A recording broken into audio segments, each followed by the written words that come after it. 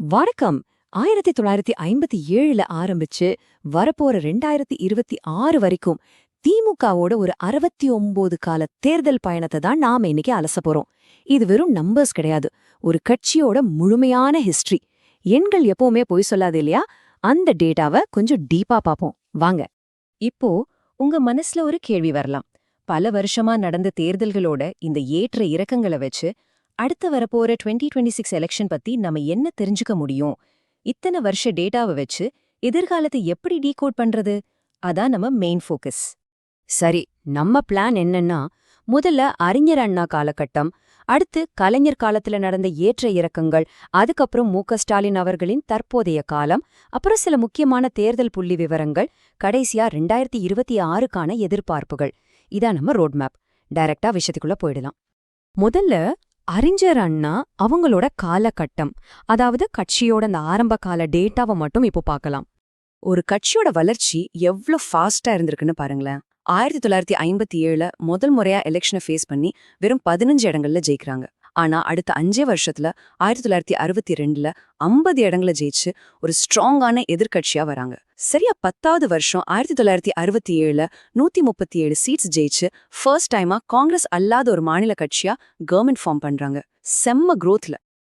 அடுத்து நாம பார்க்க போறது கலைஞர் காலம். கட்சியோட ஹிஸ்டரியிலேயே மிகப்பெரிய ஏற்றங்களும் சரிவுகளும் நடந்த ஒரு இன்ட்ரெஸ்டிங்கான ஃபேஸ் இது. நாம எடுத்துக்கிட்ட இந்த சோர்ஸ் டேட்டால இந்த காலகட்டத்தை பொற்காலம்னு மென்ஷன் பண்ணிருக்காங்க. இத நாம கொடுக்கற பேர் கிடையாதுங்க, அங்க இருக்கிற டேட்டா சொல்ற வார்த்தை. அப்படி சொல்றதுக்கு என்ன காரணம்னு அந்த நம்பர்ஸே பாப்போம். 184 இந்த நம்பரை நல்லா நோட் பண்ணிக்கோங்க. 1971 எலெக்ஷன்ல ஜெயிச்ச சீட்ஸோட எண்ணிக்கை இது. கட்சியோட ஒட்டுமொத்த ஹிஸ்டரியிலேயே அதிகபட்சமா அவங்க வென்ற தொகுதிகள் இதுதான். சொல்லப்போனா இதுக்கப்புறம் வந்த எந்த தேர்தல்லையும் இந்த அளவிலான ஒரு பிரம்மாண்டமான ரெக்கார்டை அவங்க ரீச் பண்ணவே இல்ல. ஆனா அரசியல் எப்பவும் ஒரே மாதிரி இருக்காதுங்கிறது நமக்கு தெரிஞ்சது தானே. 1971ல இவ்ளோ பெரிய உச்சத்தை தொட்ட கட்சி 1977லிருந்து 1984 வரைக்கும் தொடர்ந்து எதிர்க்கட்சி வரிசையில தான் உட்கார்ந்திருந்தாங்க. இருந்தாலும் 1989ல மறுபடியும் 150 இடங்களை ஜெயிச்சு ரொம்ப ஸ்ட்ராங்கா பவருக்கு வந்தாங்க.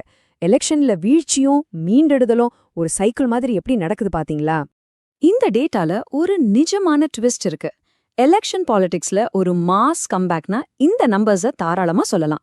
1991ல ஒரு பெரிய தோல்வி, ஜெயிச்சது வெறும் 2 இடங்கள் மட்டும்தான். அவ்வளவுதான் முடிஞ்சதுன்னு கூட சிலர் நினைச்சிருக்கலாம். ஆனா அடுத்த 5 வருஷத்துல 1996ல 173 இடங்களை ஜெயிச்சு ஒரு விஸ்வரூப வெற்றியை பதிவு பண்ணாங்க. லிட்ரலி இது ஒரு அன்பிலீவபிள் கம்பேக். கலைஞர் காலகட்டத்தோட ஒரு முக்கிய பாயிண்டா 2006 தேர்தலை நாம பார்க்கலாம். இந்த முறை அவங்க 96 இடங்கள் மட்டும்தான் ஜெயிச்சாங்க. இருந்தாலும் ஒரு சிறுபான்மை பலத்தோட, அதாவது மைனாரிட்டி கவர்மெண்ட்டா அவங்களால ஆட்சி அமைக்க முடிஞ்சது. சீட்ஸ் கம்மியா இருந்தாலும் பவருக்கு வர்றதுக்கான ஒரு அரசியல் வியூகத்தை இந்த டேட்டா ரொம்ப தெளிவா காட்டுது. சரி, இப்போ நம்ம மு.க.ஸ்டாலின் அவங்களோட காலம், அதாவது தற்போதைய ட்ரெண்ட் எப்படி பில்ட் ஆயிருக்குன்னு பார்ப்போம். ரீசெண்ட் டேட்டாவை சமரைஸ் பண்ணி பார்த்தா 2016ல 89 இடங்களை ஜெயிச்சு ஒரு ஆளுங்கட்சிக்கு ஈக்குவலான ரொம்ப ஸ்ட்ராங்கான எதிர்க்கட்சியா அவங்க இருந்தாங்க. அதுக்கப்புறம் சரியா 10 வருஷம் கழிச்சு 2021ல 133 சீட்ஸை ஜெயிச்சு மறுபடியும் ஆட்சியை பிடிச்சாங்க. ஓகே, இப்போ நாம கொஞ்சம் ஜூம் அவுட் பண்ணி இது வரைக்கும் பார்த்த வருஷங்களோட ரா மேத்தமேட்டிக்கல் டேட்டாவை அப்படியே உடைச்சு பார்க்கலாம். இதுல கவனிக்க வேண்டிய முக்கியமான விஷயம் என்னன்னா, வெற்றிங்கிறது வெறும் சீட்ஸ் கவுண்ட் கிடையாது, அது ஒரு ஸ்ட்ரைக் ரேட் சம்பந்தப்பட்ட விஷயம். 1996 டேட்டாவை கொஞ்சம் பாருங்களேன். 176 இடங்கள்ல போட்டிட்டு 173 இடங்கள்ல வின் பண்ணிருக்காங்க. Almost 100% success rate. அதே சமயம் போட்டியிட்ட இடங்களுக்கும் ஜெயிச்ச இடங்களுக்கும் வாங்கின ஓட்டு சதவீதத்துக்கும் உள்ள அந்த ரிலேஷன்ஷிப் எப்படி மாறுதுங்கிறது தான் இங்க நோட் பண்ண வேண்டிய பாயிண்ட். இப்போ ஓட்டு சதவீதத்தை மட்டும் கொஞ்சம் தனியா பிரிச்சு பாருங்களேன், ரொம்பவே ஆச்சரியமா இருக்கும். 1996ல 53.77% அளவுக்கான ஒரு மாஸ் ஓட் ஷேர் வாங்கின கட்சி 2006ல வெறும் 26.50% ஓட்டுகளை மட்டும் வச்சுக்கிட்டு ஆட்சியை பிடிச்சிருக்காங்க.